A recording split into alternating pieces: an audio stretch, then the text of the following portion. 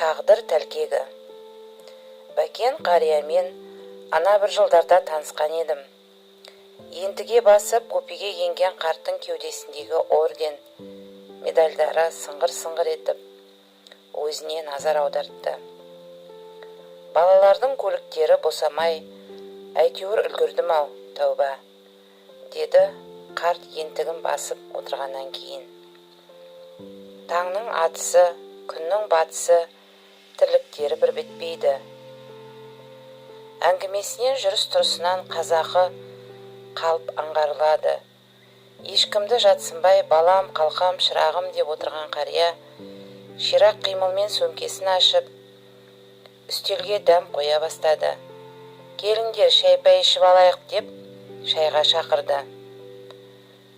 Поезд әйнегінен сыртқа көз тастап қойып әңгімелесіп отырмыз. Қария Ақтөбе жақтан Шалқар станциясынан екен. Павлодарда тұмыс құрған қызының үйіне барып 10 шақты күн жатыпты. Соғысқа қатысқан екенсіз. Жол қысқарсын, есіңізде қалған қызықты оқиғалардан айтып беріңізші деп өтіндік. Пәлі, оқ қардай бораған жерде қызық болам екен. Сендерге қызық шығар, ал сол сұмдықты бастан кешкен біз үшін сауалымыздың орынсыз шыққанына ыңғайсызданып қалдық. Жоқ ата, есіңізде қалған бір оқиғаны.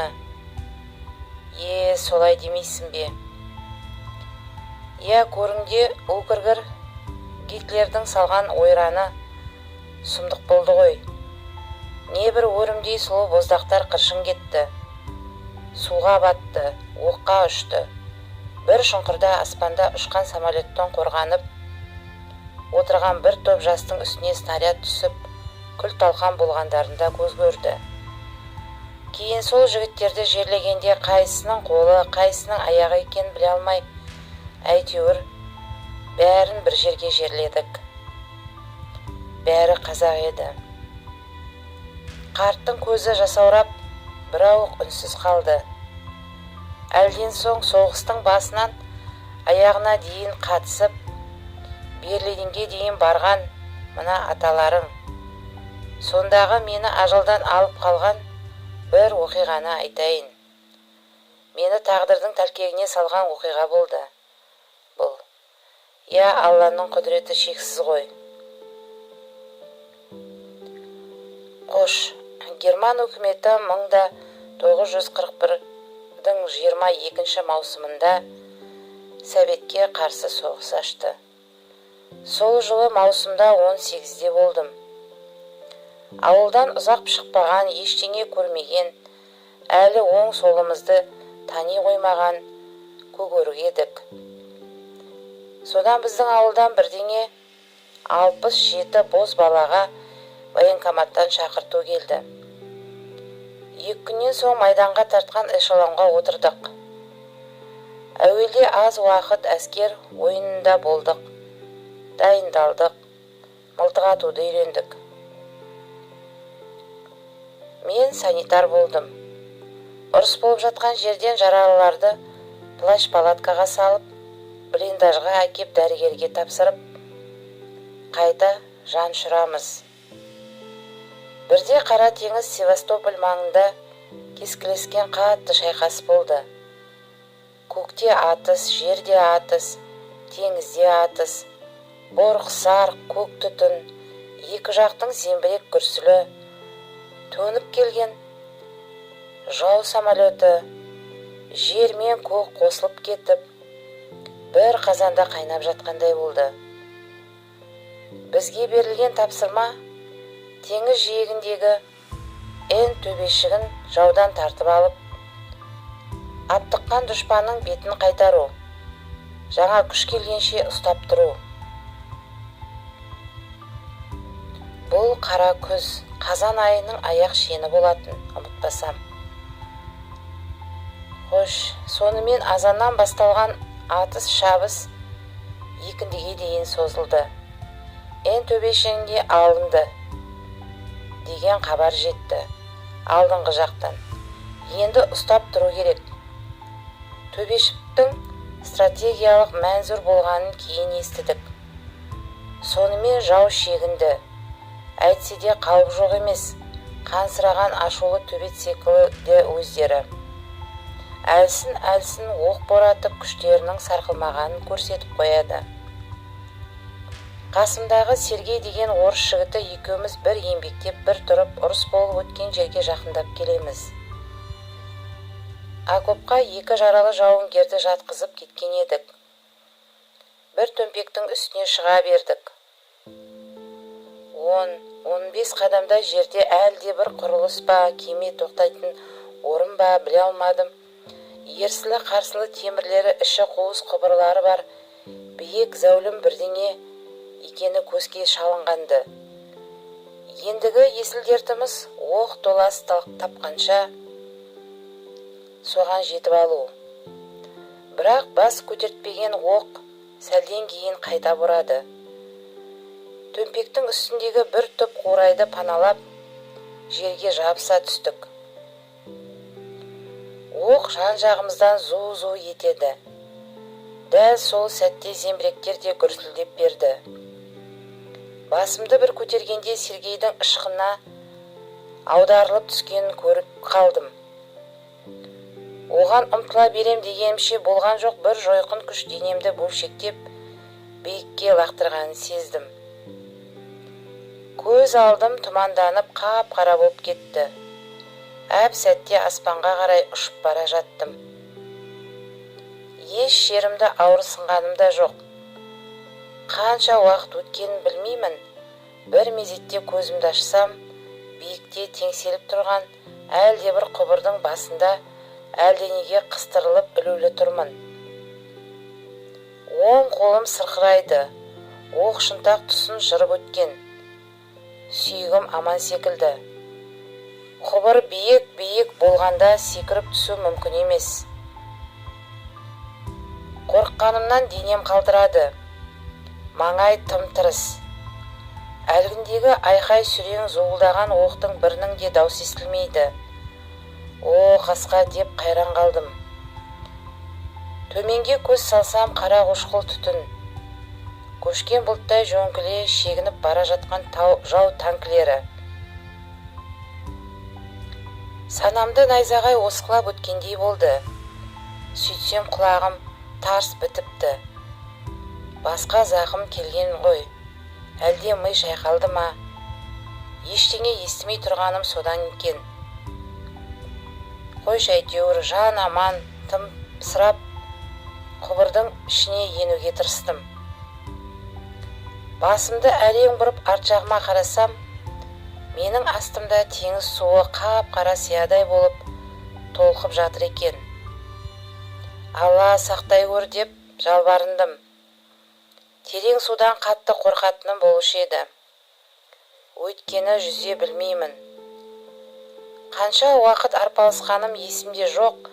Саусағымның көбесі сөгіліп, қолымның қаны тамшылап таусылғандай, әл-дәрмен құрыған шақта құбырдың ішіне ендім. Тағы көзім жарқ етті. Саған өтірік маған шын, құбырдың ана басында дәл мен секілді ілініп қалған фрицтің солдаты, ол да ішке еніпті. Құдай-ау деймін, бұл қайдан пайда болған? Маңатта жау солдаты жоқ еді. Әлде тығылып жатқан жерінен онда мен құсатып зеңбірек оғы биікке атып жібердім екен. Екеуміз бір-бірімізге қарсы қарап қатып қалдық. О, тоба, сол солдаттың бейнесі әлі күнге дейін көз алдымда тұр. Қарт жауынгер суып қалған шайын асықпай ұрттады. Құбыр іші қараңғы. Екі жақтан түсіп тұрған жарық қана бейнемізді көлеңкедей көрсетеді. Басында темір шлем, үстіндегі әскери киімі дал-дұл секілді. Оның үстін сипалап пистолетін іздегенін сездім. Менің пистолетім орында екен, бірақ мен қолыма алғам жоқ. Әлде бір түйсік екеумізге де келген секілді. Қалай түсіндірсем екен, былайша айтқанда темірдің тұтқынынан босау үшін екеуміз де жерге тірі түсуіміз керек. Әйтпесе біріміз өлсек, біріміз суға батамыз. Өйткені темір құбыр жағадан судың бетіне 20-30 метрдей итініп, таразы құсап тербеліп тұр. Құбырдың бір жағы босаса, екіншіміз де мұздай суға құлаймыз. Не жерге ұшып өлеміз. Оны екеуміз де түсіндік. Әлгі солдат қолына пистолетін алды да, маған көрсетіп суға лақтырып, сосын бірдеңе деп маған қарап айқайлады. Найн, менде қару жоқ, атыспайық дегені болар. Менде қаруды суға лақтырып, жоқ деп айқайладым. Ол немісшелеп бірдеңе дейді, мен қазақшалап айқайладым. Қысқасы бір-бірімізді түсіндік. Неміс құбырдың ішіне қарай баяу еңбектеп жылжи бастады. Маған ымдап қояды. Мен де жылжыдым. Бірдей жылжымасақ құбыр бір жағына қарай ауып кетсе, екеуміздің де құрығанымыз. Адам шыбын жаны үшін не істемейді. Алла, бір өзің жар бол деп алға жылжып келемін. Сәл-пал дамылдап, екеуміз де алға қарай бірге жылжимыз. Ол менен көз алмайды, мен де. Құбырдың ортан беліне жеткенде екеуміздің басымыз түйіседі. Іштей мынаның бойы серейген ұзын екен. Мойнын бұрап алсам ба деп ойлап қоям. Қойшы, сонымен арамыз жақындады. Енді қарпы селкілденген құбырдың ортаңғы тұсындағы зәулім құбырға секіріп ауысып, соның ішімен төмен қарай сырғанау керек. Жақындап келгенде әлгінің бетіне қарасам, Құдай-ау, жап-жас бала. Жасыл әлде қоңыр жасыл көзді. Әйтеуір ақ кірпік, айран көз Фрицке ұқсамайды. Көзі жыпық-жыпық етеді. Жылағалы тұр. Мұның не жазығы бар? Үкіметі мыналарды ат, қыр, жой деп соғысқа әкеп салды. Немісте болса адамның баласы ғой деп ойладым. Менің алдыма отыр деп ымдадым. Гуд дегендей болды. Естімедім. Құлағым тарс бітеліп қалған ғой. Сөйтіп ол темір құбырға секірді. Енді ол маған қарамай-ақ төменге сырғанап кете беруіне, жерге түсіп шайқаса кетуіне болады ғой. Жоқ, әлгі солдат құбырға секіріп шығып, маған қолын созды.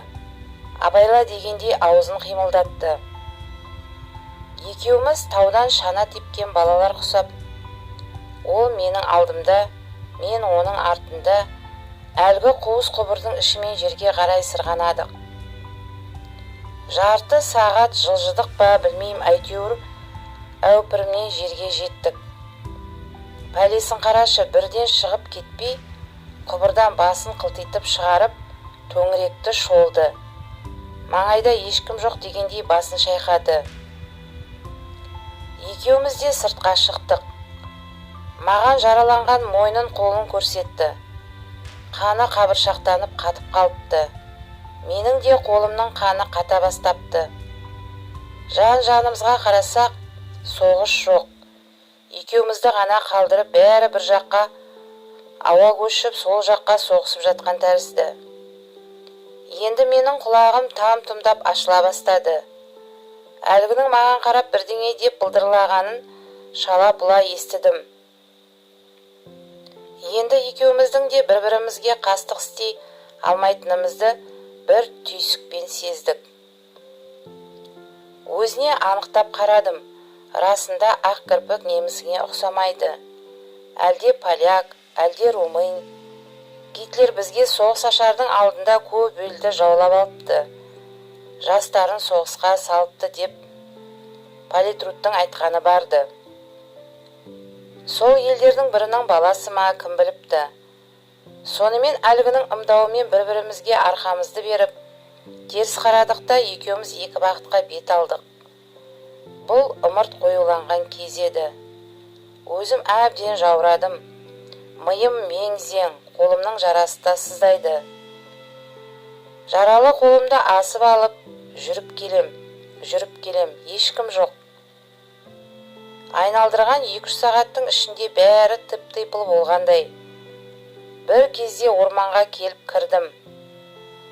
Бомбадан аман қалған қадау-қадау бөрік пошымдас ағаштардың арасымен түкпірге қарай ентелей ендім. Ойым әскерімізді іздеп табу, сосын бүгінгі жағдайды ешкімге айтпау. Әйтпесе, паттрибунал кететінімді білем. Бір сораппен қанша жүргенімді білмеймін.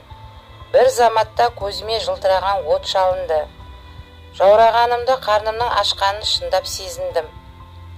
Ақырын жақындап, шіркін-ай, өзіміздің адамдар болса екен деп армандап келем. Қателеспесем, орманның ана бір тұсында деревня болу керек. Ол біз алған Н төбешігіне жақын. Олай болса, біздің әскер сонда болуы тиіс. Мен отқа жақын келдім. Сыбдырымды білдірмей баспалап қарасам, манағы жаудың солдаты, жалғыз. Мені ол да байқап қалды. Орнынан атып тұрды. Екі қолын жайып ком-ком дегендей болды. Кепкен қу ағаштан от жағып жылынып отыр. Бұлдыр-бұлдыр бірдеңе деді. Құлағым ашылайын деді ғой. Сөзін тыңдасам, немісше емес. Мен естімеген мүлде басқа тіл екен. Тілімді көрсетіп, ұлтың кім деп ымдадым. Таудың суретін салды. Тағы бірдеңе деді. Содан әлгіге картоп жейік, анау манда бақшалық бар. Картоп қазып әкел деп суретін сызып ыммен түсіндірген болдым. Ыржалақтап атып тұрып жүгіре жөнелді. Оттың қоламтасын өшіріп алмай қайта-қайта қозғап, таң сібірлегенше отырдым. Күздің қара суық желі әбден қалтыратты. Мына неміс мені алдап қашып кетті ме, әлде өздеріне қосылды ма? Қосылса менің үстіме әскерін алып келсе қайтем деген қаупім де жоқ емес. Бір мезетте сытыр-сытыр еткен дауыс шықты. Әлгі солдат қолында шелек толы картоп ыржың-ыржың етеді. Неміс, жарадың дедім. Екеулеп дайын тұрған қоламтаға картопты көміп пісіріп алдық. Алдымызға жал мен жая тартқандай асығыс-үсігіс күл күйесімен асадық ау. Ашашылықта жеген құйқаның дәмі кетпес демекші, әлі күнге дейін дәл сондай тәтті картоп жеген емеспін. Екеуіміз жылы қоштастық. Бір-бірімізге жалтақ-жалтақ қарап, екі жаққа кеттік. Құдай енді кездестірмесін дедім. Сөйтіп аман есен өз полкымды таптым. Сергей досым сол жолы оққа ұшыпты. Полк көп адам жоғалтыпты. Жаңа күш келіпті. Көп айтып қайтейін. Пәлендей 1000 шақырым жүріп отырып, ақыры Берлиннің бірақ шықтық қой. Бұл 1945-тің көктемі, апрель болу керек. Мен бұған дейін 2 рет жараланып, госпитальға жатып шықтым. Шпрее өзенінің тұсы ма екен, немістің бір қаласында біздің жақ олардың үлкен бір полкын қырып, қалғаны қолдарын көтеріп тұтқынға түсті. Бұл немістің анық жеңілген кезі еді. Қашқаны қашып, қашпағаны қол көтеріп пленге түсіп жатқан кезі. Бір күні әлде бір шаруамен әлгі қаладағы немістің госпиталін іздеп шықтық. Алдымызда біздің жауынгерлер бір топ тұтқынды айдап барады. Бәрінің қолы артында, бастары төмен салбыраған, түсінікті, рухы күйреді ғой. Мына қызықты қара, тұтқындардың тұсынан өте бергенде әлде кімнің тесіле қарағанын сездім. Көрдім де сел кеттім. Алдыңғы 5 қатар, одан кейінгі 6-шы қатар оннан келе жатқан жау солдатының ең бергі шеткі тұсында әлгі өзімнің көз танысым баяғыдағы өрімдей жас солдат маған жымия қарады. Көзі шүңірейіп нағыз фрицтің өзіне айналыпты. Мен де қарап келем. Бұл құдіретте шек бар ма десейші.